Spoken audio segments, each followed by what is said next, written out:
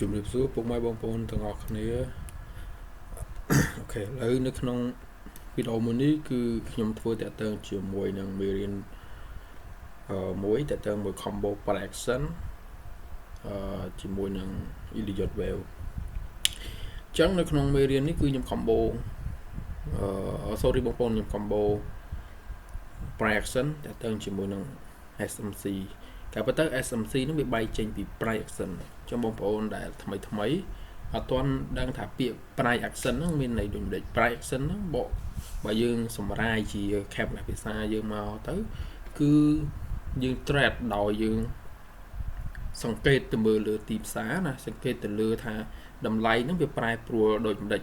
ដោយផ្អែកទៅលើ technical អញ្ចឹងគឺយើងមើលទៅលើ price action គឺយើងមើលច្រើនដំបូងបំផុតគឺវាមាន trend line support វាមាន trend line វាមានច្រើនវាមាន trend line ផ្ដេកពីច្រើនគេប្រើ trend line ផ្ដេកហើយមាន trend line trend line ផ្ដេកចេះស្មើណាអាហ្នឹងវាជា trend line មួយប្រភេទដែលគេហៅថា support demand របស់វាហ្នឹងគឺខ្លាំងហើយមួយទៀតដូច trend line ចេះនេះក៏ហៅ trend line ដែរអូខេអាហ្នឹង support trend line តោះមកយើងត្រូវប្រើទៀន confirm ថាយើងប្រើទៀន15នាទីសម្រាប់ confirm ការចូលរបស់យើងប៉ុន្តែនៅក្នុងការ combo របស់ខ្ញុំគឺខ្ញុំ combo ច្រើនទី1ដំបូងផុតគឺខ្ញុំត្រូវមើលលើ Elliott wave សិនsorry បងប្អូនទី1ខ្ញុំត្រូវមើលលើ fundamental សិនឧទាហរណ៍ថាដូចជាមាសតម្លៃមាសបច្ចុប្បន្នខ្ញុំត្រូវដឹងថាតើខ្ញុំអាចចូលទិញបានអត់អញ្ចឹងយើងមើលទៅលើ fundamental បច្ចុប្បន្នsorry sentiment បច្ចុប្បន្នគឺយើងឃើញថាមាសយើងនៅតែអាចទិញបានដោយសារសង្គ្រាមរុស្ស៊ីអ៊ុយក្រែនអត់ទាន់បញ្ចប់ហើយសេដ្ឋកិច្ចអាមេរិកក៏នៅតែវាមិនទាន់មានភាពនឹងថឹងbond ក៏ដោយអីក៏ដោយហ្នឹងក៏វា stock ពាក្យហ៊ុនអីហ្នឹងសប្តាហ៍នេះគឺយើងមិនអាចចូលបានទេទោះបីវាឡើងក៏ដោយដោយសារស្ថានភាពក្រោមការដឹកនាំរបស់លោកត្រាំហ្នឹងគឺម្ដងចេះម្ដងចោះគាត់មានថាគាត់ដូចកីឡាអាកាសអញ្ចឹងណាម្ដងវាយគេម្ដងឲ្យគេវាយអញ្ចឹងវាអត់ច្បាស់លាស់ទេអញ្ចឹងអាទំនោរហ្នឹងបើសិនជាយើងហ៊ានដាក់លុយចូលទិញនៅក្នុង stock ពីហ៊ុនគឺប្រឈមនឹងហានិភ័យខានមែនតើពីព្រោះអ្នកមានលុយធំ speculator ធំអីមួយចំនួនហ្នឹងគឺគាត់ព័ត៌មានដែលគាត់ទទួលបានពួកអ្នកមានគឺគាត់ទទួលបានមុនយើងរហូតចឹងហើយដែលធ្វើឲ្យពួកគាត់លុយរបស់គាត់ធំហ្នឹងគឺគាត់ក្លុកទីផ្សារខ្លាំងណាស់អញ្ចឹងយើងអាចចូលបានទេអញ្ចឹងទីផ្សារដែលមានសុវត្ថិភាពបច្ចុប្បន្នគឺទីផ្សារមាសហ្នឹងគឺខ្ញុំគិតថានៅតែអាចទិញបានណាចា៎ខ្ញុំវិភាគ sentiment ហើយយើងមកវិភាគពី fundamental អញ្ចឹង fundamental គឺជាជំហានបន្ទាប់ពី sentiment របស់ market មានទំនោររបស់ market ឬក៏ fundamental របស់ market ហ្នឹងអញ្ចឹងយើងមើលពីតើមកខ្ញុំចូលវិភាគម្ដងទៀតគឺតើតើជាមួយនឹង Elliott wave អញ្ចឹងខ្ញុំ combo គ្នាណា Elliott wave គឺបងប្អូនដែលអត់ទាន់ស្គាល់ Elliott wave គេរាប់ចែក1 2ដល់ទី3នេះទៅឆ្ងាយដល់ទី4ចុះបន្តិចទេហើយរលកទី5ចប់មករលកតូចហើយវានឹង corrective A B C វានឹងទៅវិញយ៉ាអូខេអញ្ចឹងរលកទី1ទី2នេះគឺអាចខ្លីទេហើយរលកទី2នេះគឺវាអាចចុះមកបើយើងនិយាយពីតម្លៃវាអាចផានឹងដើមពីចំណុចទី1ឬក៏ 0.7 អីហ្នឹងណាបងប្អូនអាចបោះខ្លួនឯងបាន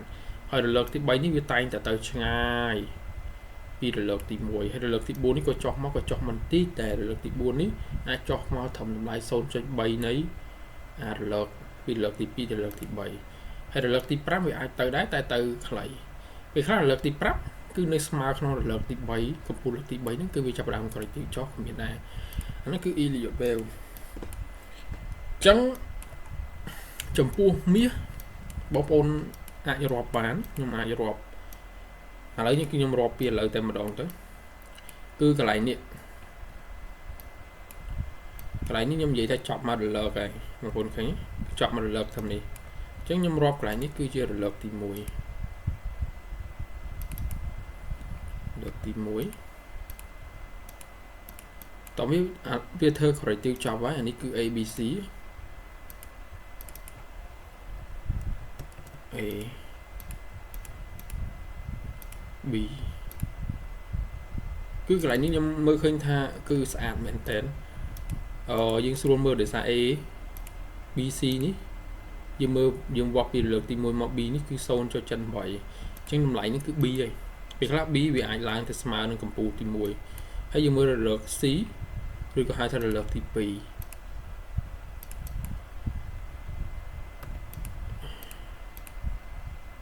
អូខេ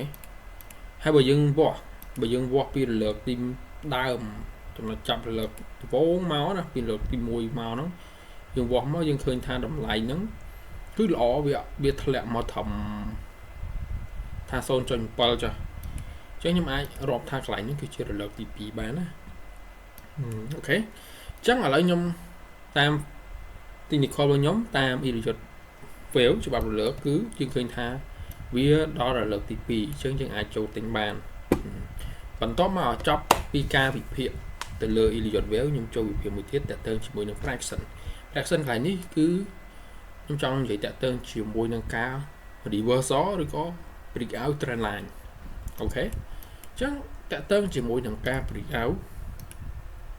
ធម្មតាបើសិនជាវាជា bearish trend line ពេលដែលវាធ្លាក់វាមាន low low high low វា break អอก structure កន្លែងនេះធ្លាក់មកដល់កន្លែងនេះវាបង្កើតទៅជា high low មួយទៀតធ្លាក់មកចេះលេងទៀតធ្លាក់មកចេះវាធ្លាក់បននេះស្រាប់តែវា break វា break កន្លែងនេះណាវា break បន្តិចក៏ហៅថា break ដែរហើយវាធ្លាក់មកឧទាហរណ៍ថាវាធ្លាក់មកស្មើប៉ុណ្នេះយើងចាំមើលហើយវានឹងឡើងទៅវិញអូខេអាហ្នឹងគេហៅថា breakout structure ឬក៏ reversal trend reversal ចុះឥឡូវយើងទៅមើលជាក់ស្ដែងខ្ញុំបើក time frame មួយមកចុះបងប្អូនកន្លែងនេះគឺជានេះពីចំណុច B មកចំណុចទី2នេះចំណុចដែលយើងចំពោះអ្នក trade គឺយើងត្រូវ trade ទៅតាម trend មានថាយើង follow ទៅតាម trend បើជា bearish យើងគួរតែលក់បើជា bearish បើជា bullish យើងចាំទិញណាយើងអាចក្បត់ trend ទេ trend គឺជា trend is our friend មានថាវាគឺជាមិត្តភក្តិរបស់យើងវាជាអ្នករត់លុយឲ្យយើងអញ្ចឹងឥឡូវខ្ញុំតាក់ទងជាមួយនឹង fraction break structure reversal ហ្នឹងចប់អញ្ចឹងខ្ញុំចូលមួយទៀតគឺ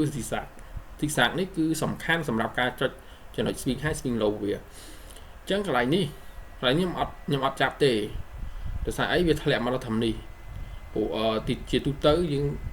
ទ្រឹស្ដីយើងរៀនហើយនឹងយកអាការអនុវត្តគឺវាអត់មានន័យថាឆាតរបស់យើងហ្នឹងវាអត់ដូចនៅអ្វីដែលយើងរៀន 100% ទេអញ្ចឹងសំខាន់លើយើងចេះសង្កេតខ្លួនឯងទៅជាមួយ fraction ណាហ្នឹងគេថា fraction មកការសង្កេតទៅលើតម្លៃនៃទីផ្សារអញ្ចឹងចុចកន្លែងនេះជា swing low កន្លែងនេះជាចំណុច high low របស់វាអូខេកន្លែងនេះគឺវា break ដែរហើយវាបង្កើត high low កន្លែងនេះតែខ្ញុំអត់យកទេខ្ញុំយកមកដល់ខ្នងនេះហើយវាបានមកចំណុចនេះណាហើយវាធ្លាក់មកនេះហើយវាឡើងទៅនេះអូខេអញ្ចឹងនៅក្នុងនោះយើងត្រូវបំបែកតទៀតអានេះចំណុចនេះចំណុច high low ខ្ពស់របស់វាគឺនៅក្នុងចំណុចនេះអូខេចឹងខ្ញុំប្រើ SMC ឲ្យបងប្អូនមើលកន្លែងនេះវា breakout structure មកនេះក្នុង SMC គេហៅថា BOS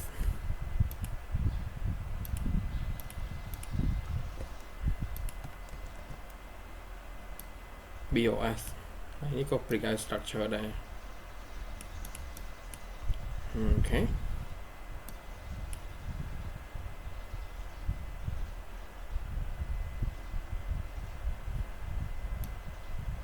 ចឹង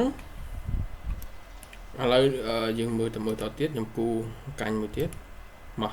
swing high swing low ម្ដងទៀត ឡើងមកចំណុចនេះហើយវាធ្លាក់មកត្រឹមនេះវាបង្កើតចំណុច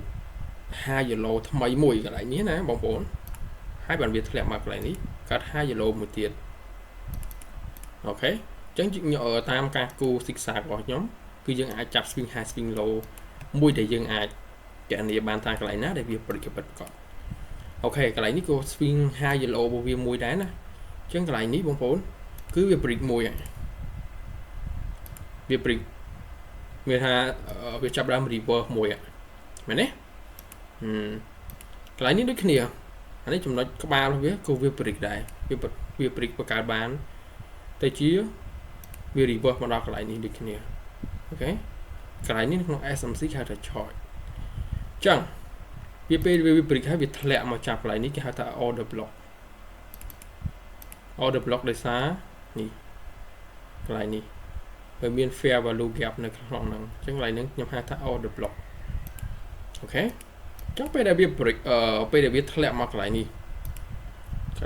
បងប្អូនអាចចូលម្ដងទៀតបានតែយើងប្រើនៅក្នុង SMC ហៅថា order block តបមកយើងឃើញថា trend ហ្នឹងវាឡើងមកដល់ចំណុចនេះវាធ្លាក់មកវិញកន្លែងនេះវាយើងត្រូវសង្កេតឃើញថាបើសិនជាវាឡើងម្ដងទៀតបើយើងត្រូវប្រញាប់ថាបើសិនជាវាឡើងមកប៉ះថងចំណុចហ្នឹងហើយវាធ្លាក់មកវិញបងប្អូនត្រូវដឹងថាបើយើងនៅជាមួយទីផ្សារច្រើនយើងនឹងដឹងគឺយើងត្រូវតែដកខ្លួនចេញអូខេយើងត្រូវតែដកខ្លួនចេញនេះវាផឹងឡើងទៅម្ដងទៀតអូខេពេលខ្លះបើសិនជាវាកម្លាំងវាខ្លាំងវាឡើងទៅធ្លុះបងប្អូនអាចចាំទិញពេលដែលវា back retest កន្លែងនេះណា back retest កន្លែងនេះប៉ុន្តែបើសិនជាឡើងទៅវាមានទាន reject ដល់ឥឡូវនេះមានទាន reject ច្រើនហ្នឹងមែនទេមាន berry gapping អីហ្នឹងវានឹងធ្លាក់មកវិញហើយការធ្លាក់នេះទៀតសោតបងប្អូនត្រូវដឹងថាតើវានឹងធ្លាក់ដល់ចំណុចថងណាចាអ្វីដែលបងប្អូនត្រូវដឹងថាតើ trend ពីដំបូងវាធ្លាក់មកដល់ចំណុចណាវាឡើងមកដល់ចំណុចណាអាហ្នឹងទើបយើងអាចប្រមាលមើលឬយើងអាចស្មានថាយើងអាចទុះទាយបានថាមាសហ្នឹងវានឹងធ្លាក់មកដល់ធម្មតាវានឹងអាចឡើងទៅមុខទៀតណាអញ្ចឹងខ្ញុំគួរតែឈប់ចាំផ្លែត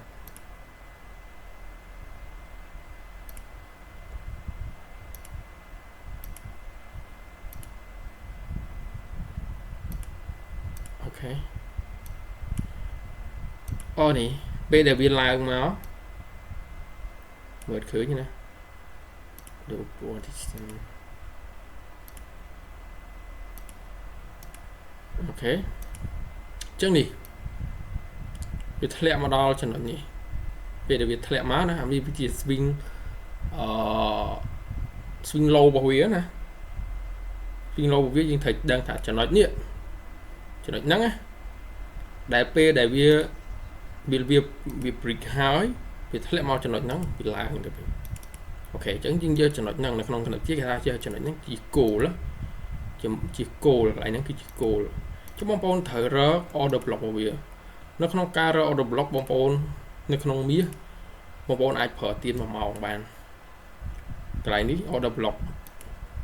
ដំបូងវាអាចប៉ះកន្លែងហ្នឹងវាឡើងណាមួយទៀតកន្លែងនេះក៏ order block ដែរអញ្ចឹងនៅក្នុង trend ហ្នឹងខ្ញុំគិតថាវានឹងប៉ះកន្លែងនេះវាឡើងប៉ះចំណុចនេះវាឡើងមួយទៀតវាអាចប៉ះចំណុចនេះវាឡើងវាមានច្រើនករណីមួយទៀតវាអាចធ្លាក់មកដល់ចំណុចដំបូងនេះឬក៏វាបង្កើតទៅជា liquidity វាអាចធ្លាក់មកដល់នេះបានវាឡើងទៅវិញពី liquidity ពីដំបូងនេះអញ្ចឹងបងប្អូនគាត់ទៅឆ្ងល់ចំបងឲ្យពេលណាយើងអាចចូលបានអញ្ចឹងតម្លៃក្នុងការ trade ដែលសុវត្ថិភាពដែលត្រឹមត្រូវគ្រប់តាម technical ច្បាស់លាស់តម្លៃដែលបងប្អូនអាចចូលបានមានន័យថាមិនមានន័យថាពេលដែលវាធ្លាក់មកដល់តម្លៃនេះបងប្អូនចូលទិញទេ no បាននេះចូលទិញទេ no អត់ទេយើងអាចធ្វើចឹងដាច់ខាតគឺយើងប្រើរូបមន្តដែលខ្ញុំព្រាបពីដំបូងដូចគ្នាចាំពេលវា break out ក្នុង break out ក្នុង break out អាធំហើយ break out អាទូទៅយើងអនុវត្តបានដូចគ្នាចាឥឡូវអូខេខ្ញុំឲ្យមើលថាហាត់យើងគួរ break out នៅក្នុង break out យើងទៅមើលអូខេចាប់តែបងប្អូន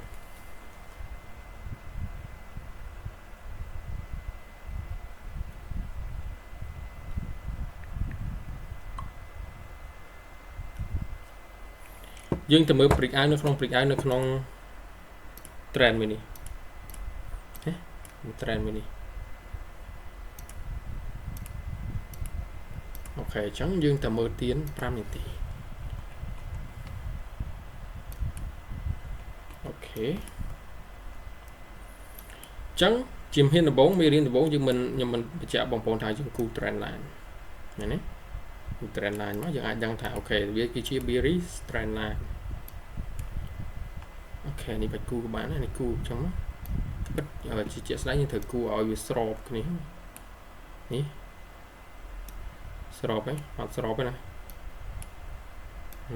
dùng tiền máu nữa trắng tập tí dương thật mấy xịt sạc mà đấy ok lại ní lẹ một cái ní ok lẹ một đào khởi này anh đi giờ thế anh đi giờ để sai anh đi việc bịch này cho anh đi việc swing lâu hai việc thằng này hay việc lẹ mà ní việc bịch này ní em này ok việc làm mà thầm ní việc cho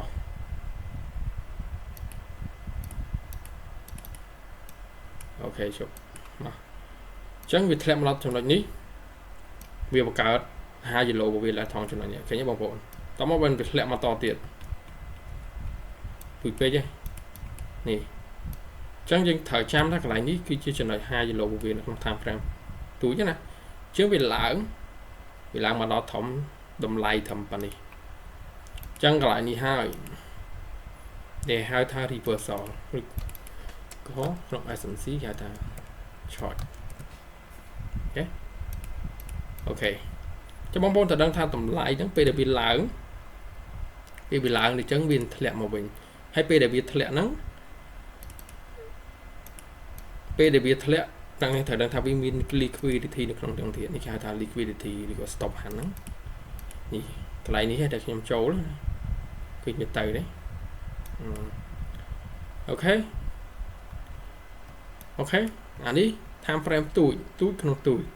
ok nhé nhưng trăm mưa tập BB break out structure PDB reversal hai nhưng cho tình tự này đấy lại ní nhưng chặt sinh hai bên này ní mấy tiền lại ní break out structure mấy tiền break out structure bên clap màu bình clap màu bị chạm order block lại ní bị tới tiền tới chắc lại ní đối kia bằng bồn dương thời chập swing high cụ trend line nó mình chắc trend line nhưng chẳng hay dương cụ chập nào cụ xịt sạc hay dương tam cây mới tìm xa này dương tam cây mới tìm xa mới đâm lại mũi ní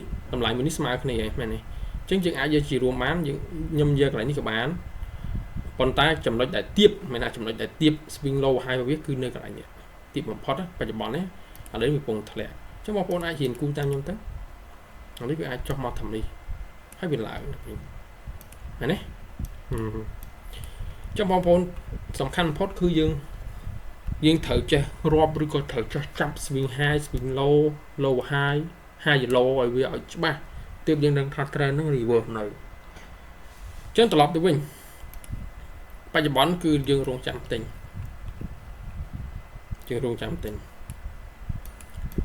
ngày đến ngày tim mà